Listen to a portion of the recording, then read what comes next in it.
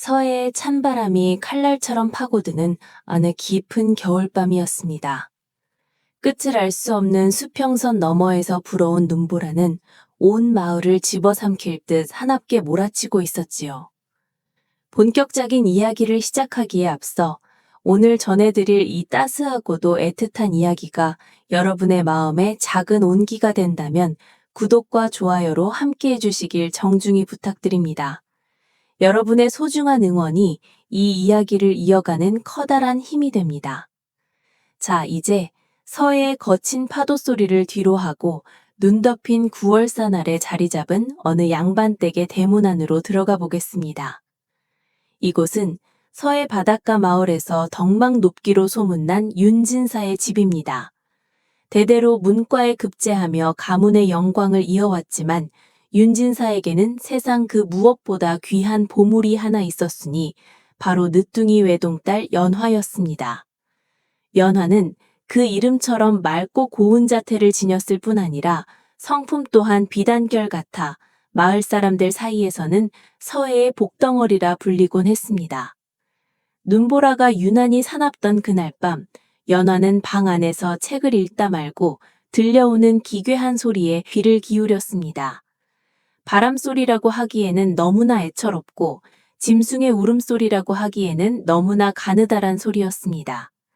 연화는 무언가에 홀린 듯 외투를 걸치고 마당으로 나섰습니다. 하인들이 만류했지만 연화의 고집을 꺾을 수는 없었습니다. 대문을 열자마자 몰아치는 눈보라 사이로 보인 것은 커다란 고목 아래 쓰러져 있는 작은 그림자였습니다. 연화가 달려가 쌓인 눈을 헤치자 그곳에는 누더기를 걸친 채 온몸이 파랗게 질린 한 소녀가 죽은 듯 누워 있었습니다. 아이의 손은 임의 얼음장처럼 차가웠고 가쁜 숨결조차 금방이라도 끊어질 듯 위태로웠습니다. 연화는 주저없이 아이를 품에 안았습니다. 천한 신분의 아이를 방 안으로 들이는 것을 꺼리는 집안 어른들의 시선이 있었지만 연화는 생명보다 귀한 것은 없다며 단호히 외쳤습니다.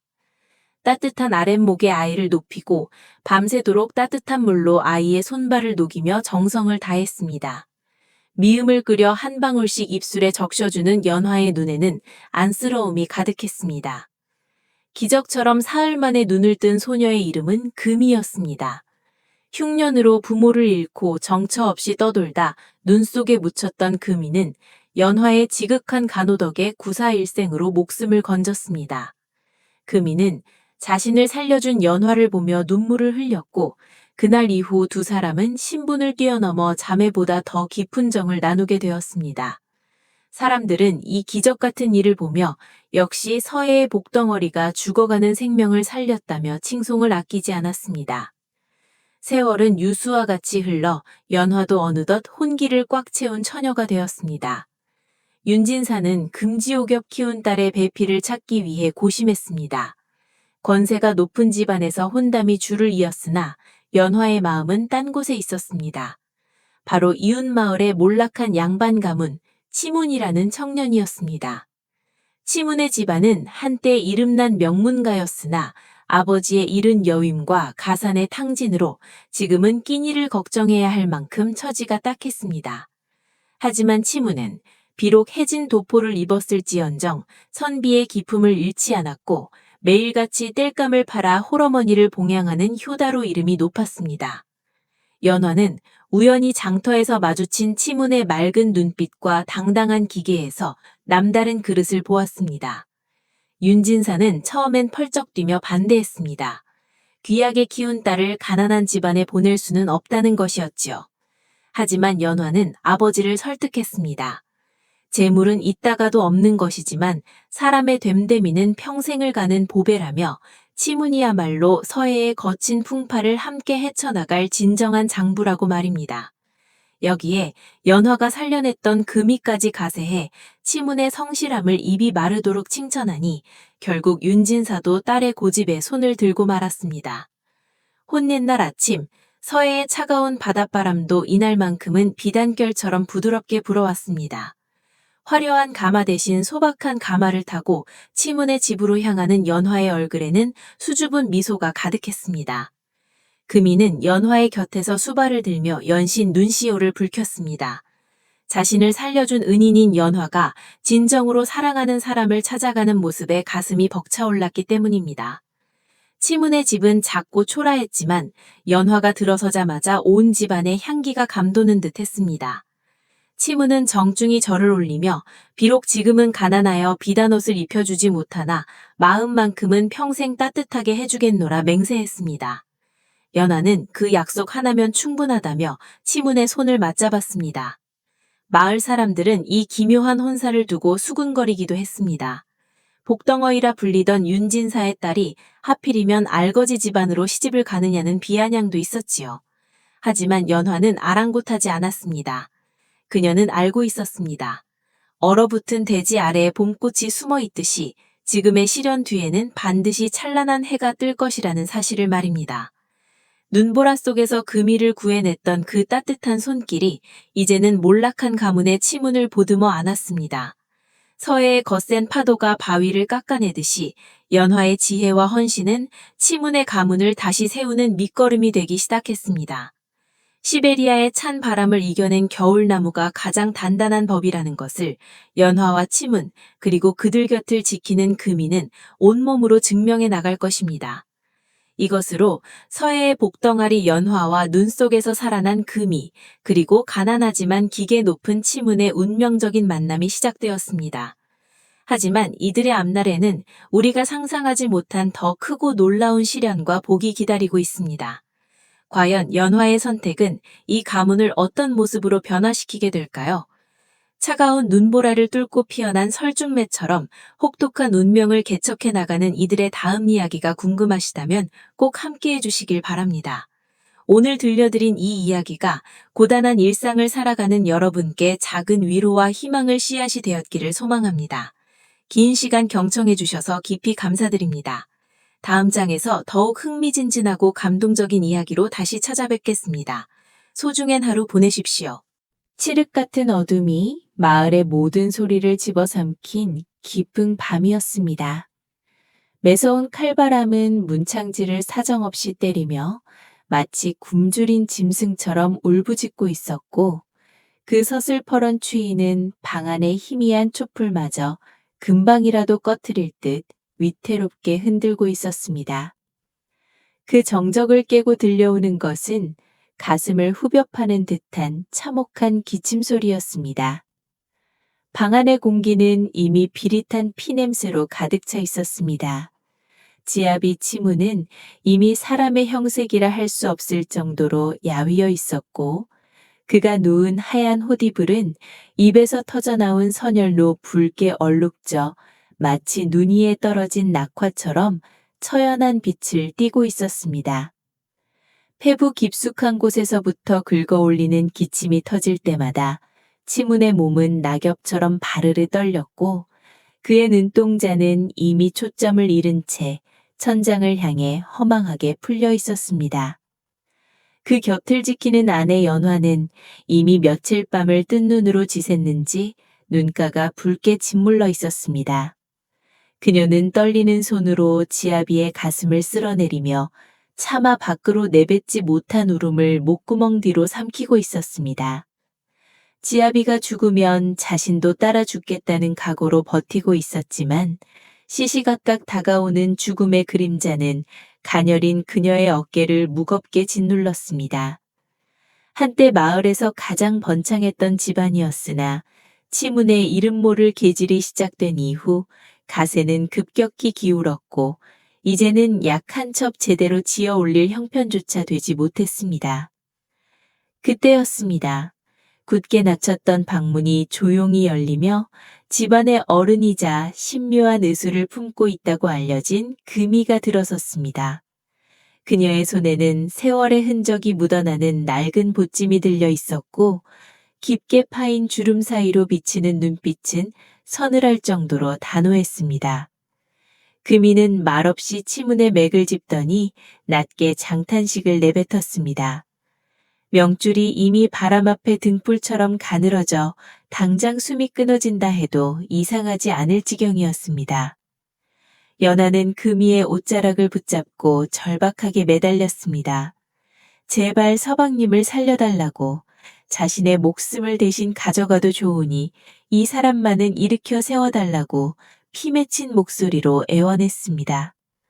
금이는 잠시 연하를 내려다보더니 나지막하면서도 엄중한 목소리로 입을 열었습니다. 이 병은 단순히 산에서 캐온 약초 몇 뿌리로 고칠 수 있는 것이 아니라고 했습니다.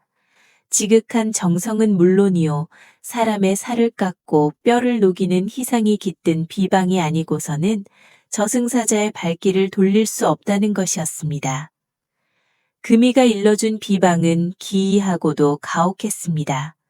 엄동설 안에 정기를 머금고 천년 묵은 고목의 뿌리 아래서 자라난 신묘한 약초를 구해야 함은 물론 그것을 다릴 때에 약탕관 속에 지극히 사랑하는 이의 신체 일부와 정성 어린 선혈을 섞어야만 진정한 영약이 된다는 것이었습니다. 연화는 망설이지 않았습니다. 그녀에게 지아비는 곧 자신의 세상이었고 그가 없는 삶은 지옥과 다를 바 없었기 때문입니다. 연하는 그 길로 횃불 하나에 의지한 채 뒷산 험준한 골짜기로 향했습니다. 무릎까지 차오르는 눈더미를 헤치고 살을 에이는 칼바람에 뺨이 찢겨나가는 고통 속에서도 그녀는 멈추지 않았습니다. 손톱이 뒤집히고 발가락의 감각이 사라질 때쯤 기적처럼 고목 밑에서 은은한 빛을 내뿜는 약초를 발견했습니다. 돌아오는 길은 더욱 고되었습니다. 헛것이 보이고 다리에 힘이 풀려 수십 번을 넘어졌지만 그녀는 약초를 가슴품에 소중히 안고 기어이 집으로 돌아왔습니다. 방 안으로 돌아온 연화는 곧바로 은장도를 꺼냈습니다. 그리고는 한치의 망설임도 없이 자신의 손가락 끝을 그어 선혈을 약탕관에 흘려넣었습니다. 붉은 피가 맑은 물과 섞이며 기이한 향취를 풍기기 시작했습니다. 그녀는 밤을 꼬박 새워 약을 다렸습니다. 불꽃이 꺼질세라 자신의 옷가지까지 찢어 불을 지폈고 정성이 하늘에 닿기를 기도하며 주문처럼 지아비의 이름을 불렀습니다. 동이 터오르 직전 마침내 완성된 붉은 빛의 탕약을 치문의 입가에 흘려보냈습니다. 한 방울 한 방울 연화의 생명력이 담긴 약이 치문의 목구멍을 타고 넘어갔습니다. 그러나 한참이 지나도 치문은 미동도 하지 않았습니다. 연화는 지아비의 차가운 손을 맞잡고 통곡했습니다. 제발 눈을 뜨라고, 혼자 두고 가지 말라고 울부짖는 그녀의 눈물이 치문의 뺨위로 뚝뚝 떨어졌습니다. 그때였습니다. 치문의 손끝이 미세하게 떨리더니 꽉 닫혀있던 그의 눈꺼풀이 파르르 떨리기 시작했습니다. 그리고는 막혔던 숨을 크게 몰아쉬며 검붉은 핏덩어리를 한 차례 크게 토해냈습니다. 그것은 몸속에 맺혀있던 죽음의 기운이 빠져나가는 소리였습니다. 치문의 안색에 미약하게 남아 화색이 돌기 시작했고 거칠던 숨소리는 이내 고요하고 평온한 규칙을 찾았습니다. 금이는 그 광경을 지켜보며 고개를 끄덕였습니다. 의술은 단지 병을 다스리는 도구일 뿐 죽어가는 생명을 살리는 진정한 힘은 헌신적인 사랑과 희생에서 나온다는 것을 그녀는 다시 한번 확인한 것입니다. 치문은 며칠 후 기적적으로 정신을 차렸고 연화의 지극한 간호 속에 빠르게 기운을 차려나갔습니다. 지아비가 건강을 되찾자 무너져가던 집안에도 다시 햇살이 비치기 시작했습니다.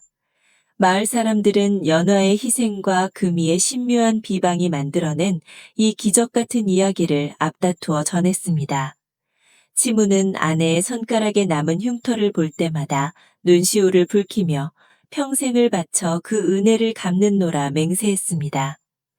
기울었던 가문을 다시 일으켜 세운 것은 재물도 명예도 아닌 죽음을 뛰어넘은 며느리의 지극한 정성이었습니다. 연하의 헌신으로 치무는 새 생명을 얻었고 그들의 집 마당에는 어느새 추운 겨울을 견디어낸 매화가 고고하게 꽃망울을 터뜨리고 있었습니다. 고난의 계절은 지나갔고 희생으로 일구어낸 향기로운 봄이 그들 부부 앞에 펼쳐지기 시작한 것입니다. 제3장 장원급제의 영광과 서늘한 눈빛. 한양에서부터 시작된 풍악 소리는 고을 어귀에 닿기도 전에 이미 온 사방으로 울려 퍼졌습니다. 푸른 하늘을 가르는 징소리와 꽹가리 소리는 마을 사람들의 심장을 두드렸고, 구름처럼 몰려든 구경꾼들은 길가에 늘어서서 이제 막 고향으로 돌아오는 금이 환양의 행렬을 목이 빠져라 기다렸습니다. 저 멀리 아지랑이가 피어오르는 길끝에서 꽃으로 장식된 모자를 쓰고 높은 말 위에 올라탄 한 사내의 모습이 나타났습니다. 바로 치문이었습니다. 어사화를 휘날리며 당당하게 앞장선 그의 모습은 한 폭의 그림과도 같았습니다. 집채만한 명예를 어깨에 짊어진 채 그는 마을 사람들의 환호와 부러움 섞인 시선을 한 몸에 받으며 천천히 마을로 들어섰습니다. 마을 사람들은 너나 할 것 없이 소리를 높여 장원급제자의 이름을 연호했습니다. 가난한 선비였던 치문이 나라에서 으뜸 가는 제목으로 인정받아 돌아왔으니 이는 가문의 영광을 넘어 마을 전체의 경사였습니다. 사람들은 그가 탄 말의 고삐라도 한번 잡아보려 애를 썼고 안악들은 수군거리며 그의 환칠해진 외모와 기품 있는 태도에 찬탄을 금치 못했습니다.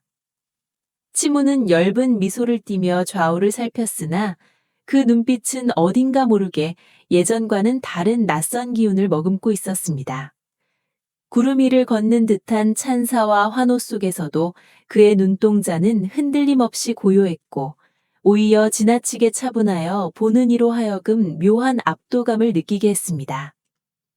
한편 연화는 대문 밖 길목 끝에서 정한수를 떠놓고 빌던 그 정성으로 남편을 기다리고 있었습니다.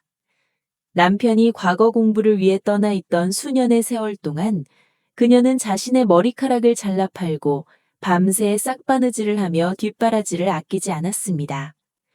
손가락 끝은 바늘에 찔려 굳은 살이 박였고 고운 얼굴은 끼니를 거르며 야위어 갔지만 오직 남편이 뜻을 이루어 돌아오기만을 기다리며 버텼습니다. 멀리서 풍악 소리가 들려올 때부터 연화의 가슴은 터질 듯이 뛰었습니다.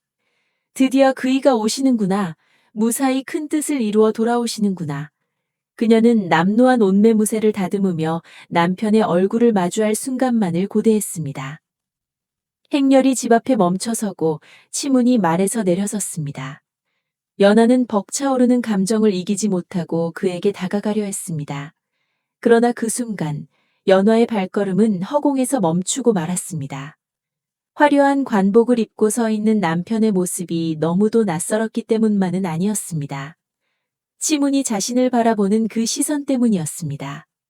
반가움이나 고마움, 혹은 그동안의 고생에 대한 위로가 담겨 있어야 할 그 눈동자에는 오직 서늘한 냉기만이 감돌고 있었습니다. 치문은 달려오는 아내를 안아주기는커녕 마치 길가에 굴러다니는 돌멩이를 보듯 무심하고 차가운 눈길로 그녀를 한번 훑어내렸습니다. 연하는 자신의 눈을 의심했습니다. 그토록 그리워하던 낭구님의 눈빛이 이토록 시릴 수 있는지 그녀는 가슴 한구석이 서늘해지는 것을 느꼈습니다. 마을 사람들이 지켜보는 앞이었기에 치문은 예의를 갖춰 인사를 건넸지만 그 목소리는 마치 며칠 동안 얼어붙은 강물 위를 걷는 것처럼 딱딱하고 건조했습니다.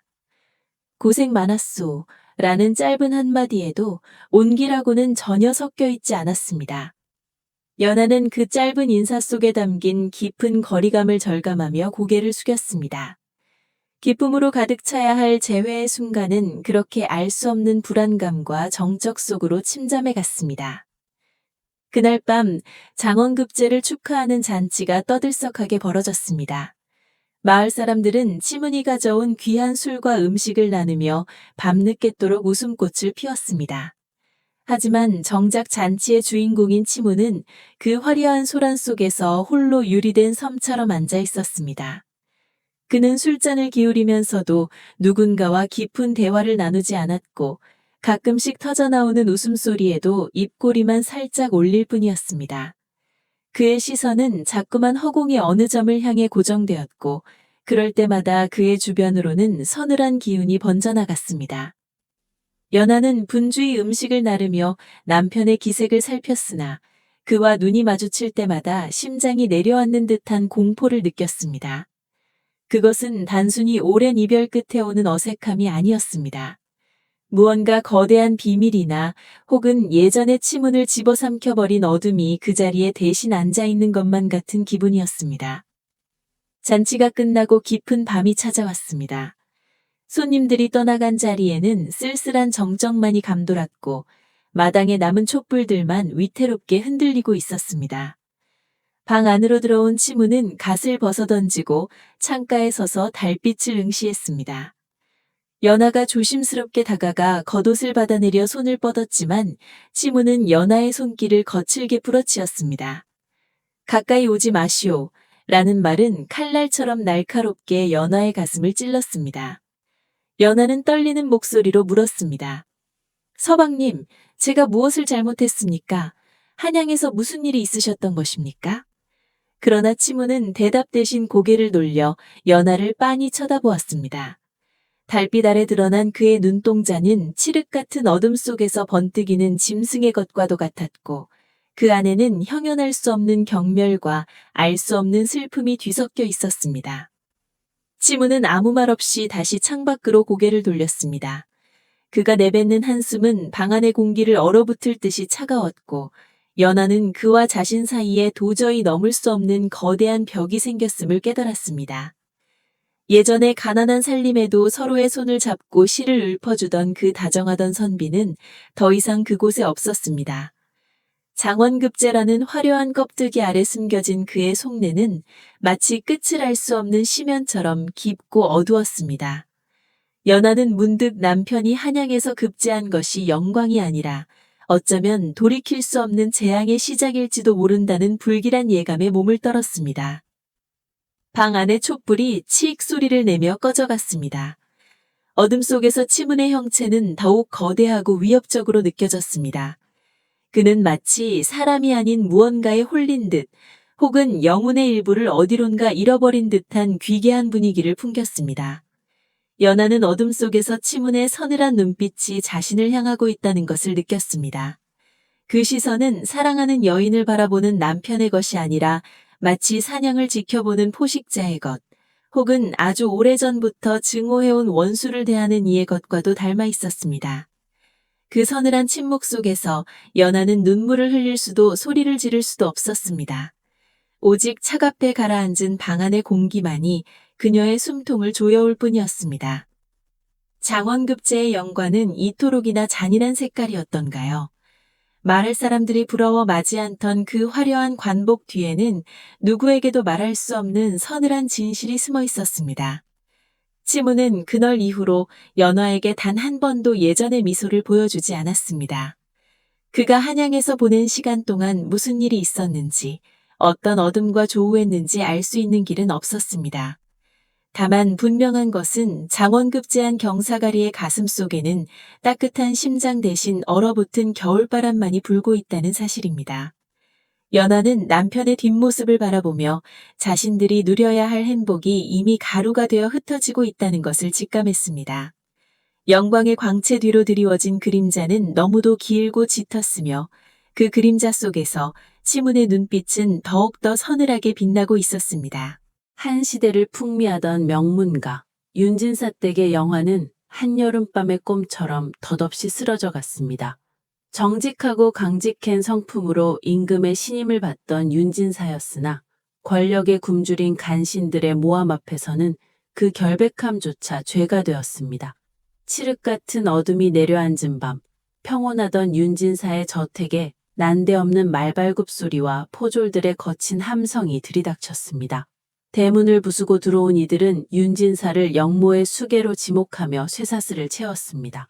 억울함을 호소할 겨를도 없이 가솔들은 뿔뿔이 흩어졌고 평생을 쌓아온 가문은 하루아침에 대역죄인의 집안이라는 낙인이 찍힌 채 멸문지화를 당했습니다. 그 참혹한 현장 한복판에 연화가 있었습니다. 그녀는 얼마 전 불의의 사고로 전신이 마비되어 침상에 누워 지내는 처지였습니다.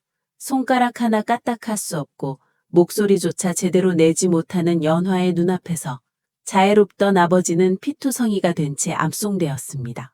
공포와 슬픔이 가슴을 후벼 팠지만 그녀가 할 수 있는 것이라고는 그저 초점이 흐려진 눈으로 하염없이 눈물을 흘리는 것뿐이었습니다. 비명조차 지를 수 없는 그 침묵의 고통은 세상 그 어떤 소리보다도 처절하게 그녀의 영혼을 갉아먹었습니다.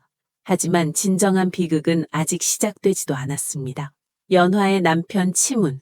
그는 본래 가난한 선비였으나 윤진사의 눈에 들어 사위가 된 인물치고는 지나치게 영악했습니다. 장인이 영모죄로 몰려 집안이 풍비박산나자 치문의 머릿속은 오직 자신의 안위를 지키고 출세의 가도를 이어갈 방법으로 가득 찼습니다. 역적의 사위라는 꼬리표는 그에게 치명적인 걸림돌이었습니다. 사랑했던 아내는 이제 그에게 지워버려야 할 허물이며 앞길을 막는 족수에 불과했습니다. 치무는 차가운 눈빛으로 침상 위에 누워있는 연화를 내려다보았습니다. 한때는 그 고운 얼굴을 보며 평생을 약속했건만 권력의 눈이 먼 사내의 눈에는 오직 시퍼런 야망의 불길만이 타오르고 있었습니다. 치무는 연화에게 마지막 호의라도 베푸는 듯 부드러운 목소리로 속삭였습니다. 부인, 이곳은 위험하니 내가 당신을 안전한 곳으로 모시겠소. 잠시만 참고 기다리면 곧 좋은 세상이 올 것이니 조금만 견뎌주시오. 그 가식적인 다정함 뒤에 숨겨진 서늘한 사리를 연화는 본능적으로 느꼈습니다. 그러나 그녀는 저항할 수 없었습니다. 치무는 연화의 가냘픈 몸을 비단이 불에 싸서 번쩍 들어올렸습니다. 그리고는 사람들의 눈을 피해 어두운 폭으로 향했습니다. 거친 파도 소리가 들려오는 밤바다. 치무는 미리 준비해둔 작은 배에 아내를 실었습니다. 배는 육지에서 멀어져 망망대해로 나아갔습니다. 연화는 배 밑바닥에 누워 흔들리는 밤하늘의 별들을 바라보았습니다. 어쩌면 남편이 정말로 자신을 구해주려는 것일지도 모른다는 한 줄기 희망을 붙잡으려 애썼습니다. 하지만 배가 멈추어 선 곳은 지도에도 제대로 나오지 않는 삭막한 바위와 거친 자풀만이 가득한 무인도였습니다. 치무는 무거운 침묵 속에서 연화를 안아들고 섬의 해변에 내려놓았습니다. 습한 바닷바람이 그녀의 살결을 스쳤고 멀리서 이름 모를 새의 울음소리가 기괴하게 들려왔습니다. 치무는 바닥에 뉘어놓은 연화의 곁에 앉아 잠시 그녀의 얼굴을 쓰다듬었습니다. 하지만 그 손길에는 정이라고는 눈 씻고 찾아볼 수 없는 냉혹함이 서려 있었습니다. 부인, 당신을 죽이는 것은 내 마음이 너무 아파 차마 하지 못하겠소. 그러니 이곳에서 하늘의 뜻을 기다리시오. 나는 이제 역적의 서위가 아닌 이 나라의 공신으로 다시 태어날 것이오. 당신과 함께한 시간은 내 인생의 가장 큰 실수였으니 이제 그 흔적을 이곳에 묻어두고 가려 하오. 치문의 말은 비수가 되어 연화의 가슴에 박혔습니다. 그녀는 온 힘을 다해 소리를 내보려 했지만 입술만 가늘게 떨릴 뿐 아무런 말도 나오지 않았습니다. 치무는 뒤도 돌아보지 않고 배에 올라탔습니다. 노젓는 소리가 멀어질수록 연화의 심장은 차갑게 식어갔습니다. 멀어지는 배의 잔영을 바라보며 연화는 비로소 깨달았습니다. 자신은 버려진 것입니다. 믿었던 지아비에게 세상 모든 것으로부터 격리된 채 이 고립된 섬에 던져진 것입니다. 전신불수의 몸으로 차가운 모래바닥에 누워 할 수 있는 것은 아무것도 없었습니다.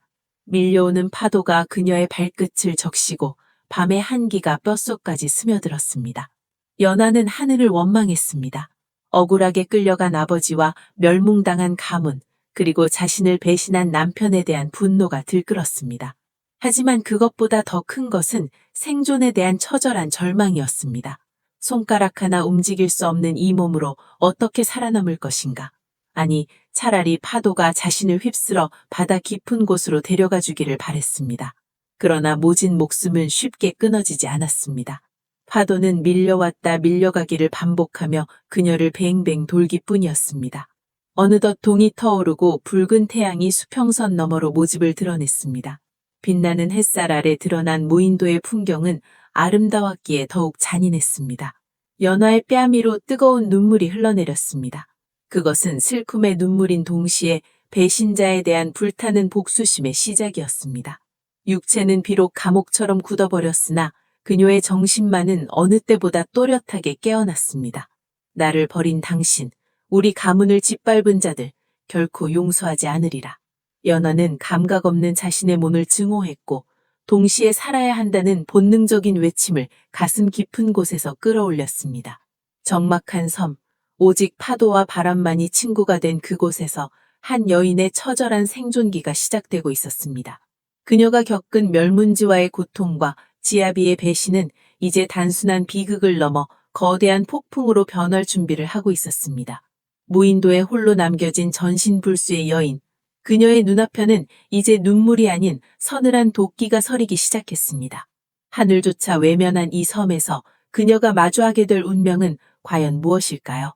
지옥보다 더한 고독 속에서 연하는 죽음 대신 삶을 선택했습니다. 그 선택이 훗날 어떤 파란을 몰고 올지 아직은 오직 저 바다만이 알고 있을 뿐이었습니다. 수평선 너머로 남편의 배가 아주 작은 점이 되어 사라질 때까지 연하는 차가운 모래사장 위에 쓰러진 채 숨을 헐떡였습니다. 썰물에 젖은 치맛자락이 무겁게 다리를 휘감았고 금방이라도 숨이 끊어질 듯 가녀린 떨림이 그녀의 전신을 지배했습니다. 멀어지는 배 위에서 애타게 자신의 이름을 부르짖던 남편의 목소리가 파도 소리에 완전히 묻혀버린 그 순간 기적 같은 일이 벌어졌습니다. 모래알을 움켜쥐고 있던 연하의 손가락에 힘이 실리기 시작했습니다. 깊게 패여있던 미간의 주름이 서서히 펴져더니 죽음의 문턱을 오가던 사람이라고는 믿기지 않을 만큼 형형한 생기가 눈동자에 서렸습니다. 연하는 상체를 천천히 일으켜 세웠습니다. 입가에 묻어있던 핏자국을 소매로 거칠게 닦아내자 그 아래에 숨겨져 있던 차갑고도 단단한 미소가 모습을 드러냈습니다.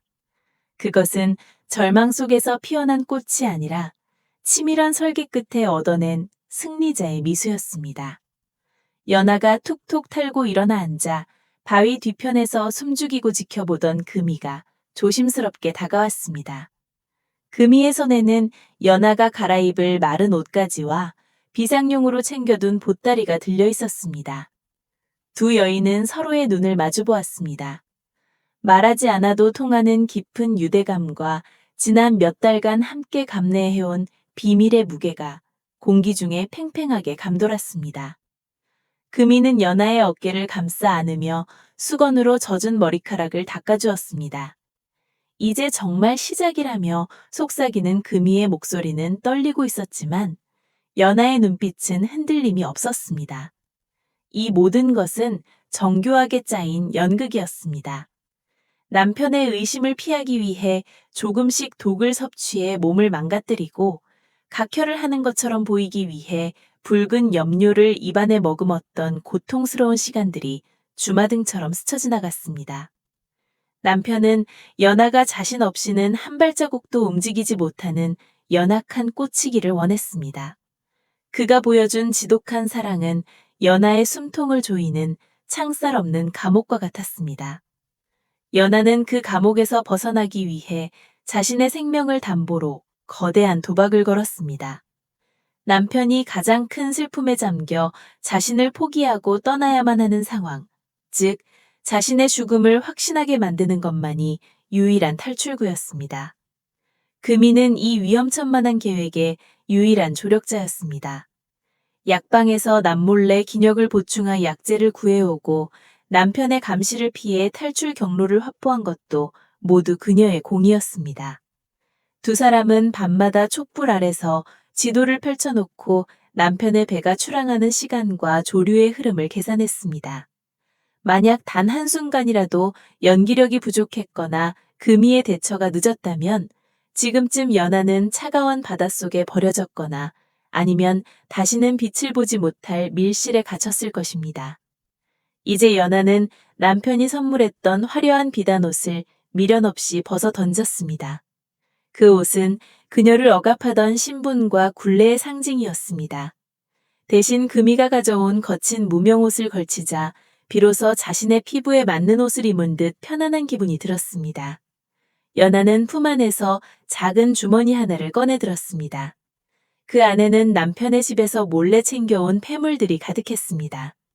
이것들은 앞으로 두 여인이 이름도 성도 모르는 먼 곳으로 가서 새로운 삶을 시작할 미천이 될 것이었습니다. 해변을 따라 걷는 두 여인의 발걸음은 점점 빨라졌습니다. 밀물이 들어오기 시작하면서 연하가 쓰러져 있던 자리의 흔적들을 파도가 깨끗하게 씻어내고 있었습니다. 마치 세상에 연하라는 존재는 애초에 없었다는 듯 바다는 모든 증거를 집어삼켰습니다. 남편은 이제 먼 바다 위에서 아내를 잃은 비통함에 젖어 있겠지만 연하는 그 슬픔조차도 자신이 누려야 할 자유의 대가라고 생각했습니다. 금이는 연하의 손을 꼭 쥐었습니다. 두 사람은 숲길로 접어들기 전 마지막으로 바다를 돌아보았습니다. 저 멀리 보이지도 않는 곳으로 떠나간 배를 향해 연하는 아주 작게 작별 인사를 건넸습니다. 그것은 원망도 그리움도 아닌 완벽한 단절의 선언이었습니다. 숲은 깊고 어두웠지만 그들에게는 그 어떤 대저택의 등불보다 밝은 희망이 보였습니다. 연하와 금이는 서로의 존재를 확인하며 가파른 언덕을 오르기 시작했습니다. 숨이 차오르고 다리가 아파왔지만 그것은 살아있음을 느끼게 해주는 생생한 감각이었습니다. 죽어가는 연기를 하던 방에서의 정적과는 비교할 수 없는 활기가 그녀들의 가슴속에 요동쳤습니다. 이제 그들을 구속할 수 있는 것은 아무것도 없었습니다. 가문도 이름도 과거도 모두 저 푸른 바닷속에 던져버린 채 오직 스스로 개척해 나갈 미래만이 눈앞에 펼쳐져 있었습니다. 모래서장의 기적은 신이 내린 선물이 아니었습니다.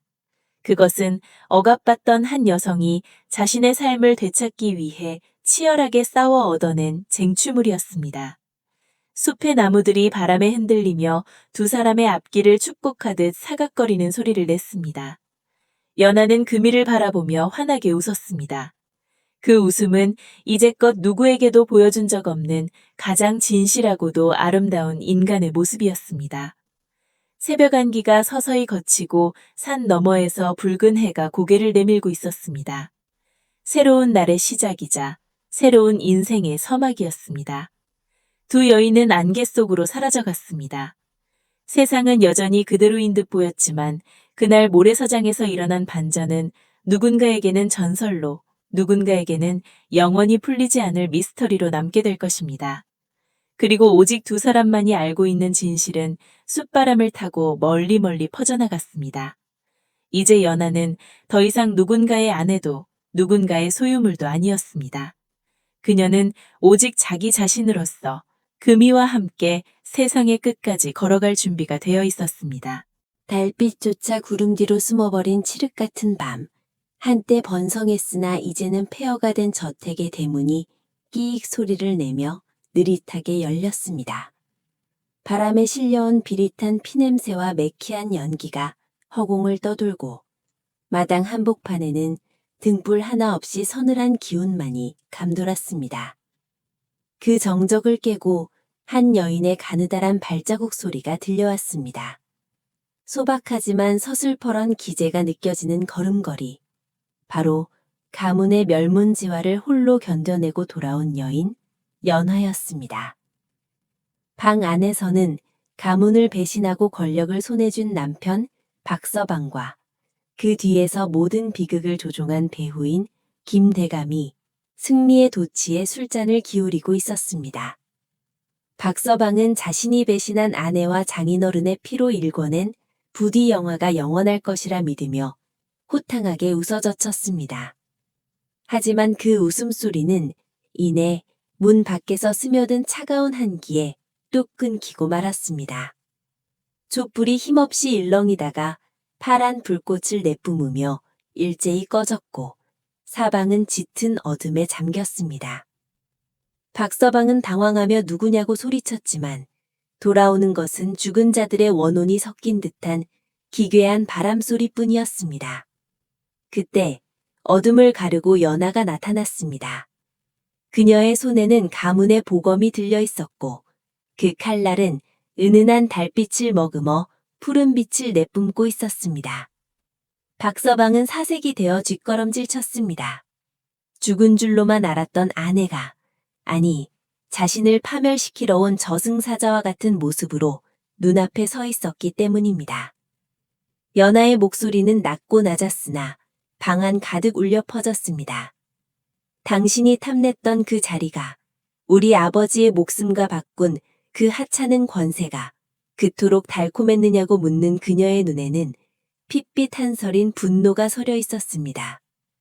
김대감은 비겁하게도 박서방을 방패 삼아 도망치려 했으나 문은 이미 보이지 않는 힘에 의해 굳게 닫혀 있었습니다. 이것은 단순한 인간의 복수가 아니었습니다. 억울하게 죽어간 수십 명의 가솔과 조상들의 원혼이 연하의 칼날 끝에 머물며 인과응보의 심판을 내리고자 함이었습니다. 연하가 검을 휘두르자 허공에서 붉은 실들이 타래를 불듯 쏟아져 나왔습니다. 그것은 가문을 올감했던 저주이자 배신의 굴레였습니다. 박서방의 몸은 그 실들에 감겨 옴짝달싹할 수 없게 되었고 그는 비명을 지르며 용서를 빌었습니다. 하지만 연하는 차갑게 미소 지었습니다. 용서는 살아서 구걸하는 것이 아니라 죽어서 피해자들에게 직접 비는 것이라고 말하며 그녀는 망설임 없이 검을 내리쳤습니다.